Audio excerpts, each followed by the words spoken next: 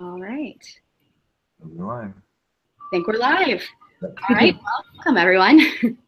Thanks for joining us today for our webinar. We are going to be talking about encouraging reluctant teachers to use technology. We wanted to start by giving a few quick intros. So I'll start. I'm Amanda Webster. I teach 4th grade in Saline, and excited to be welcoming our guests. Mary, do you want to jump in? Sure.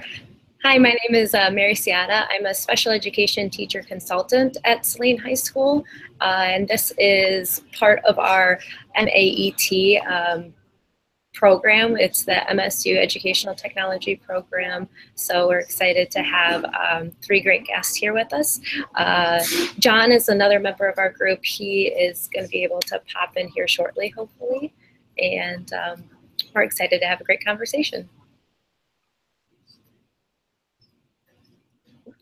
Joining us today, we have Heather Kellstrom. Heather, if you could tell us a little bit about yourself. Hi, I'm Heather Kellstrom. I've worked for Saline area schools for, this will be my 11th year.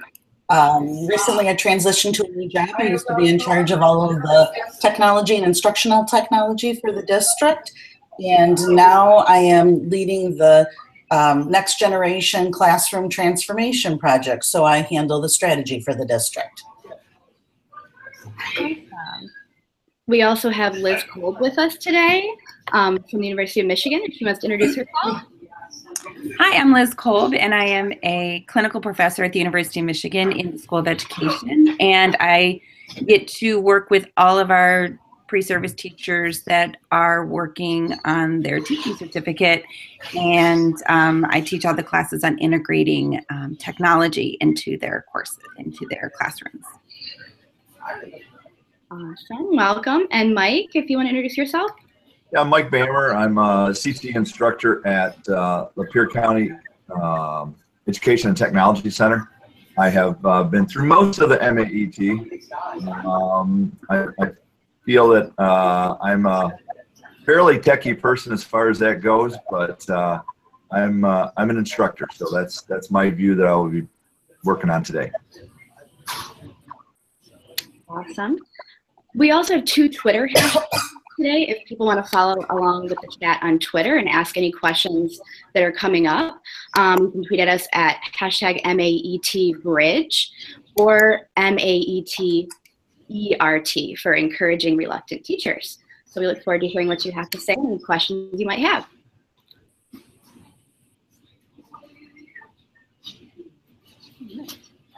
I think John might be joining us. I don't know if John, is your sound working now?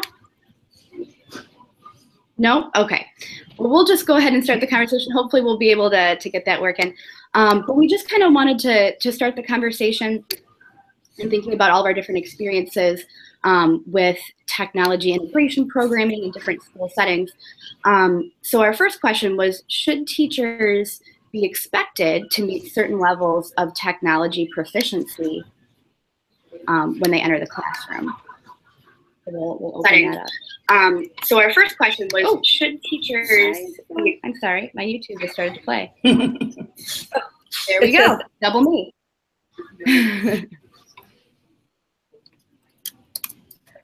Sorry, did everybody hear that? I know we had some sound here. All right. I think they do need to have a minimum level. Everything right now, at least in the background, has got to be, we're doing everything electronic now, so there's got to be a minimum proficiency. But I think there's still a big overcoming of the fear. So we've got at least a rudimentary of being able to navigate and get around. I think there needs to be that. I think that's part of the job description, actually, in our school. So. Yeah, I would agree. In Saline, when I started back in 2000, started back again in 2008, the state of Michigan actually required school districts to report on teacher technology proficiency. So we used to do self-evaluations to let the teachers decide, and it was through a series of Google surveys, and then like a piece of supporting document or an experience in the classroom. And that was a pretty rudimentary approach to it because, you know, when you really need that tech proficiency, you need it 100% sustained and all the way throughout the year. And, you know, when you look at, I was just rereading the 2016 Horizon Report for K-12 schools. You know, it talks about 5 or 6 big themes. And, you know, so one theme is easy to tackle is redesigning learning spaces. But then there's things like coding as a literacy. Those aren't skills that are taught to every, you know, elementary teacher, special ed teacher, or whatever. And so if we're going to stay up with those emerging trends and start to transform our classrooms differently, you know, our teachers are going to need a proficient level to be able to participate and actively provide the skills that our students are going to need to graduate. And so like in our district, we've tackled it by starting micro-credentialing courses, which we're kicking off this fall for every teacher so that we can give interest-based and district-required short PD courses so teachers can start to develop a proficiency. Yeah, I think that, you know, it's a good concept and idea to have a proficiency. I think the hard part is what is proficient. I think we struggle with that in a lot of areas, and technology is no different. Is it proficient that you can, you know, make a PowerPoint and put together a Prezi, or is it proficient that, you know, as Heather said, you're doing coding? So I think the struggle is what is proficient. So maybe it comes down more to comfort and having a framework and understanding when technology is effective and not effective, and having comfort around choices, rather than necessarily having specific proficient skills that may or may not stand the test of time. Yeah. Well, that's a really important question, I think, is what is the proficiency? And it might look different for different people at different times, which kind of plays into our next question. When we're looking at all those competencies that we want teachers to have, what are those roadblocks then that we're seeing that are preventing people from wanting to do so, or the ability to do so in that regard? So we'll open that up. What are some of those common roadblocks or obstacles that we're seeing? I think for me, since I work with pre-service teachers, some of the biggest roadblocks are, one, that they have not seen any effective uses in their own experience as a student. So they struggle with visions of how is this better than traditional paper pencil learning? Is this really more effective, or is it more just kind of the thing of the moment? And so I have quite a few teachers that struggle with, how is this better? Yes, it's prettier and shinier, but is it actually better? Is it doing something that is leveraging learning in ways that are more helpful to students? So I think there is that roadblock, and that comes with my younger and my older teachers. Age doesn't seem to be a factor. So there is this concern as to how effective technology really is, and I think that's a valid concern sometimes. And then, of course, there's a comfort concern that the students will know more than them, and they're uncomfortable in that space. Mike, what do you think as a teacher are some of the concerns? Whoa, there's John. Hey, all right. I'm John Howell. I'm supposed to be the moderator of this, but I had some microphone issues. So good deal. Well, I think part of that right there is in just like what we're doing here today is, will the technology work?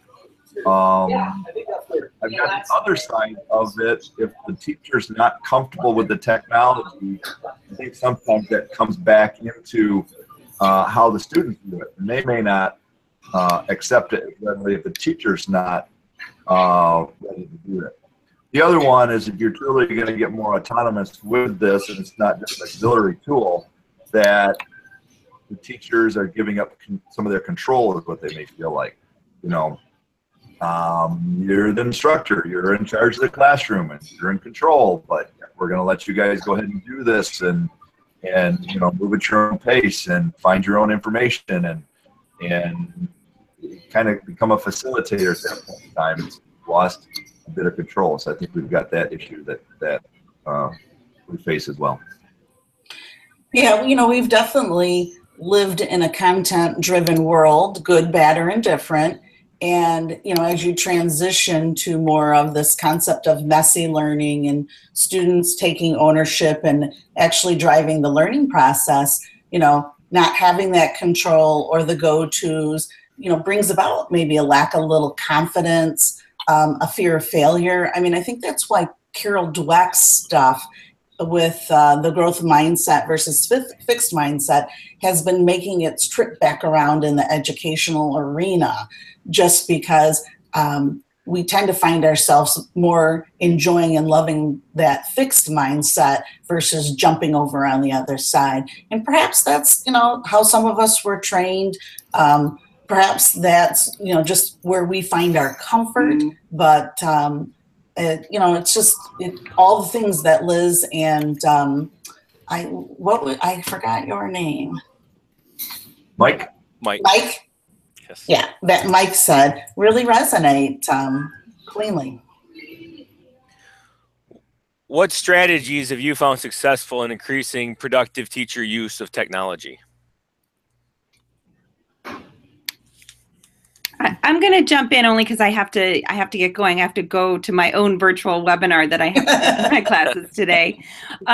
But one of the things that I found to be successful is to share more about the actual research about what's effective and ineffective with my pre-service teachers. So they have kind of a framework and a way to think about choices they're making with technology rather than feeling that it's kind of haphazard, that this feels good or this is shiny or this is fun, because that's a very surface way of determining whether it's effective.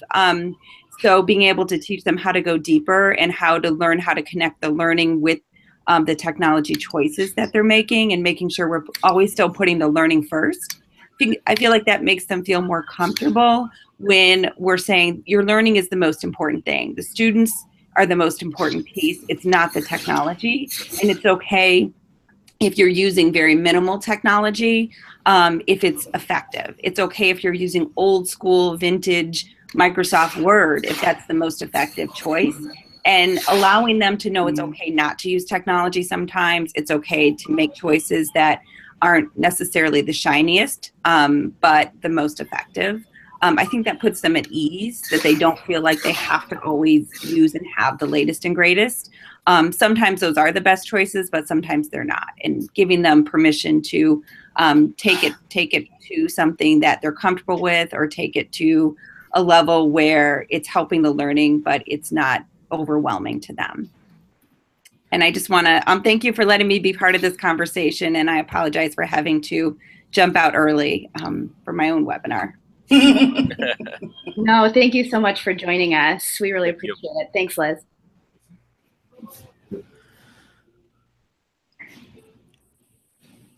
So in our district, we're last year we pulled a lot of teachers out to work with other teachers. So we were starting to use that tribe mentality that, you know, you find more success in working with each other, uncovering the true learning, and then, you know, integrating the technology together, but through experiences in other people's classrooms. Come to my classroom, let's try this. So we've been really trying to put people together to do the application. And these classes that we're getting ready to release go exactly to what Liz Kolb just talked about, was that we put some research base behind it, and then we couple it with everyday resources. And if you give people the knowledge and the power, it does help them better frame what it is they think they want to do and how they go about it. And then they have some way to kind of say, did it work? Did it not? Oh, other people experienced this. So more of a tribe model, put the people together, and then they realize other people are in the same boat with them. So Heather, are you talking about like over professional development days, or are we talking normal school days where other teachers come in and do visitations? Normal school days. So in our district, we are moving, it's called student-led future focused. And so we're trying to say, get your classroom set up with your procedures, the way you plan on doing business, whatever you set up. And then from November on, you might be an expert. So Amanda is an expert in, she's an expert in a variety of things, but PBL is one of them. And so we would like to pull Amanda out during her classroom time to go to other classrooms and, you know, spend maybe a half day or spend 1 hour in the room and do some side-by-side work, walk out, maybe have an after-school conversation, then come back 2 weeks later or invite that person or small group of people in. So, you know, we're still working through all of it, but we pulled a lot of people out last year for half days and hours at a time to be in other people's classrooms during the school day, which is very different because, you know, you're always told if teachers aren't in their classrooms, that's a major problem. But you really can't move momentum forward if you don't have collaborative peers. And so they have to see you in action or you have to be in action. So you can't do that through professional development when there aren't kids. It's not an authentic environment to do that kind of work in. Okay, good. Well, I think also, you know, like you said, the one-on-one and giving it in small bits. I've been to too many PD days where you've gone through and it's click, click, click, click, click, click, click. You got it, and then everybody's so lost they don't want to come back to it. Following up a little bit on what Heather was saying there too. My wife is a computer teacher, but she's also the technology consultant at the local K-8 school, and she has been spending several days where she goes in and works with the teacher in the classroom. And it worked out really interesting that at the beginning of the year, she was doing more of this is how you do it, and this is what you do. And then by the end of the year, she was there as another set of eyes almost. And honestly, she probably didn't even need to be there on some of those days. So it was very effective as far as having somebody in there when you're trying to use the technology and just have that, you know, like the help desk sitting right next to you there to help you out. So that is it. Just and being available. If a teacher knows that there's somebody they can go ask a question of, right there, instead of trying to call wherever help desk is, whether it's India or Antonio or wherever it happens to be. It's not personal. It's not right there. So. Yeah, I think especially when you're kind of in that vulnerable state of, you know, you're not super comfortable. The ability to have someone right there is comforting. It's hard to be up in front of the classroom when you don't feel that comfortable. So. Right. What kind of resources should tech specialists, administrators, and teacher mentors provide to best support teachers in integrating technology? Kind of bounces off this last question. Yeah, I guess I'd follow up on that. If you've got a mentor teacher that can help out, that can be the resource, having a good IT department that can help out with the hardware side of it, but also just continuing updating, educating. There's more in every program than you could ever imagine. Right. And you only tap the surface. So continually updating even on older programs that may have been introduced to teachers probably need to be followed up and continued on. Yeah, I definitely would agree with you, Mike. Having a good IT department and infrastructure, you know, technology infrastructure. When we started our work years ago, we spent 2 years that people didn't even know increasing all the network's capacity and the storage and the servers and all the stuff that nobody knows how the inner workings work. But you have to have a good foundation in order for any of this to take off. I also think that, you know, administration and principals and any support people, they need to model. You know, just like our students want us to model what they do, it's important that, you know, administrators model the good work. And then I think a third thing is baby steps are okay. This is not a race to the end. This is a long marathon that we're on. And, you know, changing practice, changing a mindset, you know, trying new things, it takes a lot of time. So we have to celebrate successes at a much smaller pace than end of the year or, you know, whatever.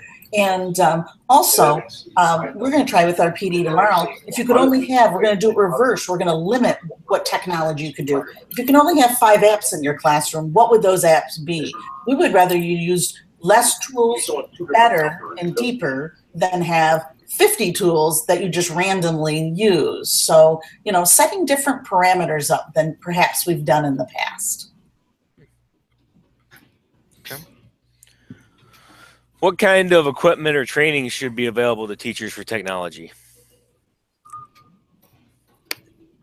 Well, I think just the continuing, you know, yeah, we introduced it real quick, but we need the continuing, I think, is really what needs to go on. They need also to see the effectiveness in other classrooms. I like that word Liz used, effective. If it's effective, it's good. If it's not effective, it doesn't matter what it is, it doesn't work. So I think even then, when you start looking at what other training is, just what is effective, and what works in one classroom may not be, you know, I teach diesel heavy equipment, and that's going to be different than an English classroom as to how I use my technology. So we have differentiated learning ourselves. So. Yeah, I would say just in time and practical application. I think each school has a lot of expert teachers that do a lot of different pieces well. And so I think it behooves the district to get to know each of the staff members and what they bring to the table, and start to build some collaborative environments where people feel comfortable, you know, leading an hour training over X and then bringing people into the classrooms for 3 times. Or I think districts can handle a lot of this internally. We're always quick to send everybody out to these wonderful places that are going to solve our problems and give the recipe. And I mean, actually the brain power already exists in many organizations. So it's just utilizing it better. What do you think is more productive, a whole day PD, or like you were talking about, just a 1-hour session, maybe led by another teacher after school? I think the whole day's just got to go, you know, and I think it's like you sign up for a module. And so this module might be a 1-hour starting session, then it might be a little virtual piece, then it might be, you know, work with another teacher on a little miniature, you know, lesson push in, then a try, then a reflect. I mean, you get your 8 hours, but maybe it's over 2 months instead of 1 day, and it looks very different. No 2 experiences are alike in there. I think we need to start planning PD so it scales up and to the higher levels of cognitive processing, and instead of just going across with, here's a few highlights, good luck, hope you do well, and if you don't, you're going to get you know, dinged on your evaluation. And I think it's interesting talking about developing the teachers that are coming on to this type of programming, and then the leaders too. So I think you guys talking about pulling out the teachers, you know, that want to attend the lab site, like the teacher lab sites you're talking about, Heather, from our district, but then the leaders too. Like I'm thinking about the veteran teacher workshop lab site we did last year, where we got, you know, as leaders got a day to dive into. Exactly. Which was important. So, I mean, on the leader side, almost what needs to be there to support the people who are, you know, opening up their classrooms or doing the work. Interesting. So how do we ensure that there is enough time for teachers to truly be innovative, feel supported in their endeavors to integrate technology into their classrooms? I think the push, part of it just has come from the administrative side. I think we've gotten locked into these 1 day, you know, full day PDs. I know there are some things that are offered at our school after hours, whether they're, I participate in a number of them, but I don't know that they're something for everybody. So maybe a diversification of that. But that can be in the end of day within the same maybe pay period, where it's just a half hour or whatever, that period at the end of the day. I do know that when you start talking with a lot of teachers, you know, if you're expecting me to do extra hours, then how do I get compensated for that as well? It's nice to do. It's a good thing to do. You want to do it for your kids. You want to do all those other ones. But in the bottom line, you know, am I going to get paid for it too? So I think you have to recognize that you do need to cut some of those purse strings loose a little bit to be able to help out with that. If that's an incentive that it takes to help get teachers there, maybe that's what also needs to be done. If it's something they're going to be doing outside the regular work day, how are we going to be compensated for that? So, I think administrations have to take a step back and revisit, you know, what is good for, you know, teachers, for students, and the organization. I think we've pushed so tight over the last 10 years. It's really tough because teachers have gotten such a bad rap in the world, you know, and we have such a shortage of teachers, people getting into the profession now. And then we also have, you know, districts that believe a teacher has to be in their seat every minute of a day and with the students. And, you know, nothing matches right now in education. And so I think districts need to take a step back and look differently and remember, why did we get in the business? What do we need to do? And put some value back in what is quality teacher professional development, and figure out how we give some time, they give some time, we pull out of the classrooms, and just look at a different model than what we've had, because it is going to be hard to push everybody forward. Like we have in our district, the early adopters are in, they're working away. We never have to worry. But how do you get those laggards on the other end? That's a tough call. So we've got to restructure a system that long ago needed to be restructured. I think big picture is definitely, you know, some of these things that we're talking about take time. And so to take the time aside first, to develop it well is where, you know, you might not want to take that time right away. You know, we're in our district, we do some of the early release days. Well, is that beneficial to the students in the long run? If the teachers are able to develop some great things during that time, then yes. So just kind of thinking about it like that. Yeah, it's strategic. We're at a point where we need to be, just like we plan for lessons and, you know, a lot of different things, we need to spend some time and not just run disjointed PD, but really put a plan in place over a long haul. I like that idea. I like the PD plan over the long haul. It seems like a lot of times now more school districts are just trying to check the box on, oh yeah, we did the required number of days, not what's the quality that you're getting out of it. Correct. Yeah, my note I had on here, it said engaging PD. Yeah. So, you know, is it going to work? Is it going to be effective? Are we going to engage teachers enough to do it? Or are we just going to confuse them and befuddle them more? And you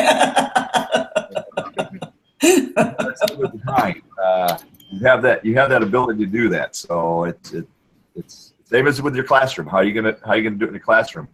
You know, are you gonna overwhelm them and then you don't get your response from your classroom that you like? It's doing the same way. It's same things apply. Yep. Yep. Well, I like the parallel too between designing purposeful PD, just like we're wanting to purposefully integrate the technology. So sort of the practicing what you preach idea. And one thing that was kind of interesting just in listening to all of you, and what Liz was saying with working with pre-service teachers, is you always think of the reluctant teacher as the one who's, you know, the traditional method has worked for them and they've sort of, you know, stuck, quote unquote, in that model. But even with pre-service teachers or of the newer generation that are, you know, thinking about the new and the shiny and maybe not thinking of that purposeful piece, is a totally different side almost of the reluctant user. So totally, you know, you that's where it goes back to schools knowing the talents of the people, because then you pair a teacher that's with tried and true practice with somebody that is shiny and new, and you're going to find a happy balance in there somewhere, you know, and growth will occur. So It's a, teaching and learning is a complex process, whether it's for, students, admins, teachers, anybody. So it's just takes a lot of time and thinking to make it work right.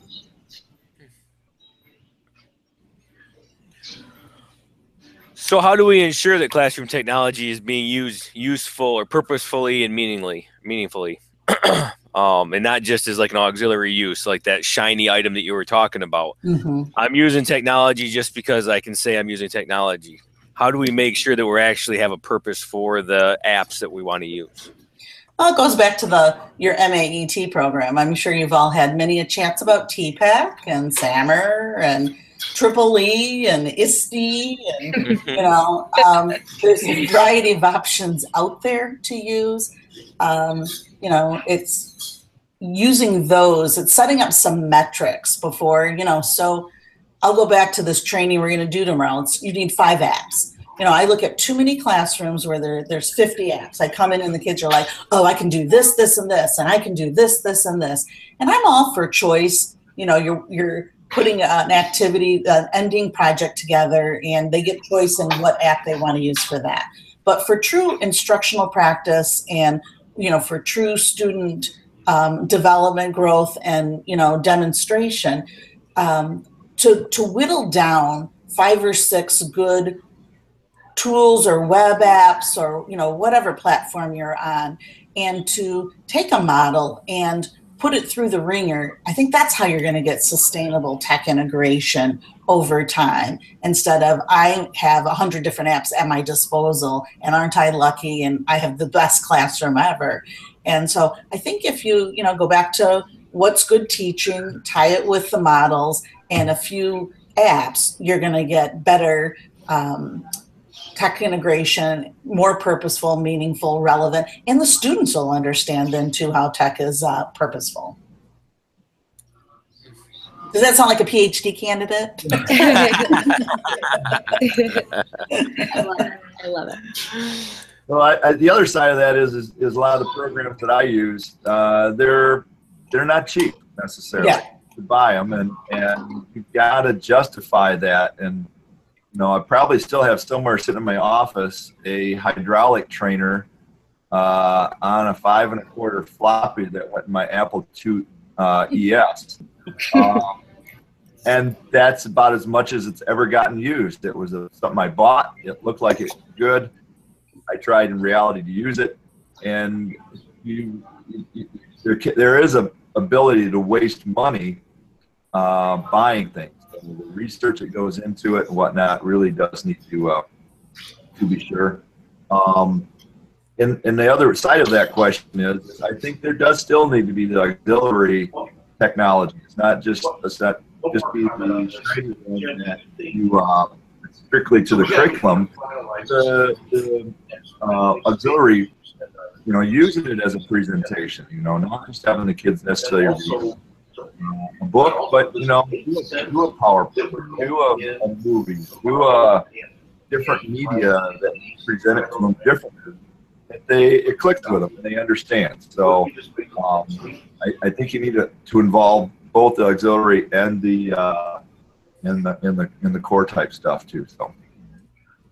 I think it goes back to just being a knowledgeable consumer of the different tech, because Can You Trust the Expert is a book that we kind of dived into earlier this semester, and when things have pictures of brains, or and it says it's the best of this, but really, what does that mean?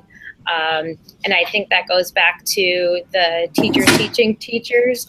If it's been working in someone else's classroom, then that's more of a, really great to see versus reading something about it. So. Yeah.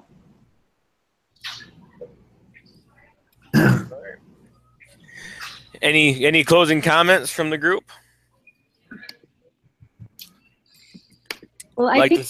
Go ahead, Amanda. Oh, I was going to say one thing I wonder, almost an extension of that, as we're talking about, how can we be purposeful and meaningful, is trying to avoid that substitution of, oh, well, I can do this with an app, but really, it would be just as good on paper and pencil. Like, is there a way to measure sort of the effectiveness, or like climbing up the SAMR, model? Can we get it higher? Is there a measurement piece, or that can be kind of hard to quantify almost? I wonder. I think you leave yourself a loose metric, just like, I think, when you plan for technology, use that backward design model.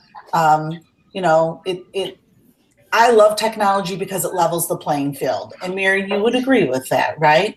I mean, it's the one time all of our differentiated learners can come together and get the services or the tools they need to be resources to be able to do their job. And so I think you throw a metric out there, but I don't always know if it's always measurable. Sure. I got my second degree in instructional technology back in the 90s. And I don't see where measures have improved at all over time. And so I think you throw a metric for yourself and you figure out how you can prove some of the worth, but using one of the models, the TPAC, the SAMR, the Triple E, it doesn't matter which one you use. They all get you to that deeper level of thinking of not only the why I want to use it, but the impacts, and then that whole student side of it. So that's my thought. Yeah, I was just thinking, having those tools available within the classroom, and maybe you did one specific lesson where everyone works with a certain tool, and then a few lessons down the road you give them options. So the kid who likes to stay with pencil and paper, he can go there. The kid that his handwriting isn't great and he'd rather type it, he could do that, or if the person would rather speak it. So I think just that having those options is key from a lot of the students I work with. Yeah, everybody's learning different, so use what tools are available. Low tech, high tech, whatever happens to be, as long as it's being effective, then it's a good model. And I mean, I think for teachers too, like how we're talking about bringing teachers on, Heather, you were talking about our micro-credentialing, the online PD for teachers, but we also do the face-to-face, with the early release days and pulling people out. So can we say that applies to bringing teachers on too, giving them different choices for how to engage with the work? Definitely, definitely. We've just been so focused on our learners for so long, and we just forgot, our professional team needs that same tender, loving care and same differentiation, and they have to have passions too to stay excited and want to have growth themselves in their jobs. Yeah, I was hearing a lot about the 20% time, or the Genius Hour for kids. Schools trying that for staff, like Google, I think, had something out about it, that their employees were given that 20% time. But I mean, that could be a model. I don't know if there's any schools or districts around that have actually done a full implementation of that, but those ideas, I think we can start to see. I used to give it on the tech team. You could get a Friday afternoon to do what you wanted, passion project wise, for the district. And it was pretty non-traditional way, but kind of excited everybody, like, hey, I'm going to get to work on something that I kind of like on Friday afternoon. Kind of neat. What were some of the things they looked at, just out of curiosity? Ryan did we had a guy on our team that was really a teacher, but was a techie.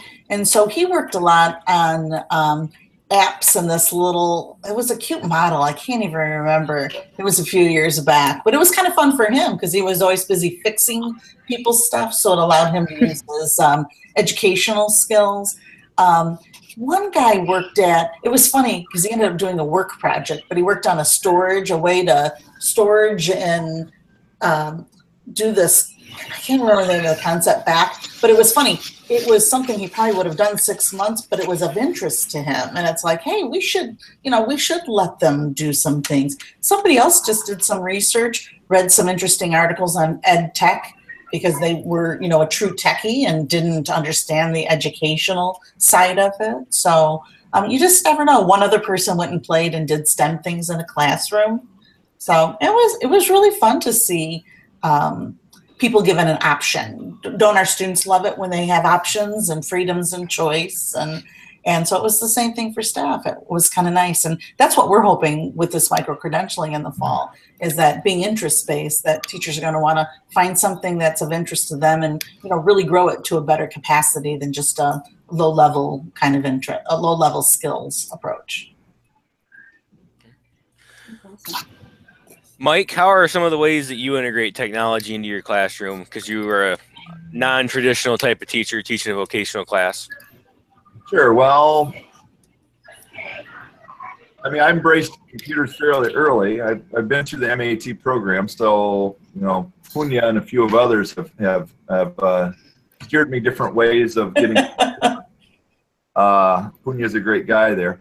I just kind of baby stepped it. One of our issues that we do have is just a little bit lack of the full technology. We have one computer classroom that services 5 or 6 classes, and those get signed out on a daily basis.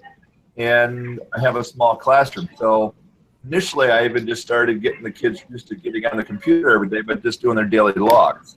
So I do a survey at the beginning of the year to figure out how many kids actually do have internet access. I was very, I got yelled at a little bit in one of my first classes because my website that I designed was just too plain. But when I've got maybe 4 or 5 kids that are still on dial-up, I cannot have a very picture driven, video driven website. I've got to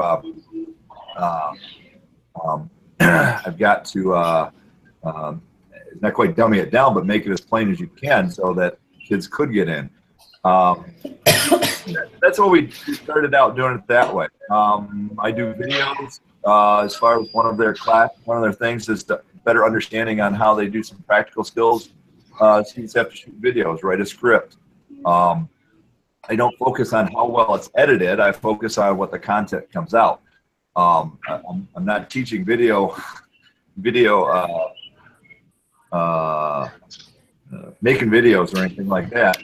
I'm trying to teach the technology side. So I think that was very useful. I think for the most part the kids enjoyed it. So, okay. That's how I got going. And I still worry about whether the technology works when I go. All right. Well, anybody have any closing comments that they want to make before we finish this webinar up? I just want to thank everybody for participating in this today. We appreciate everybody, Mike and Heather and Liz, for taking their time out of their day to do this for us. Yeah, just thanks for the opportunity. It's always fun to collaborate and hear what other people have to say. You always learn something new here or there. So appreciate the opportunity to get together. Thanks, everyone. We really appreciate the conversation too. I think it's an important one, and that we were able to dive into today. So, thanks again to our guests. No problem. Great. All right. Well, thank you so much. Bye-bye. Bye.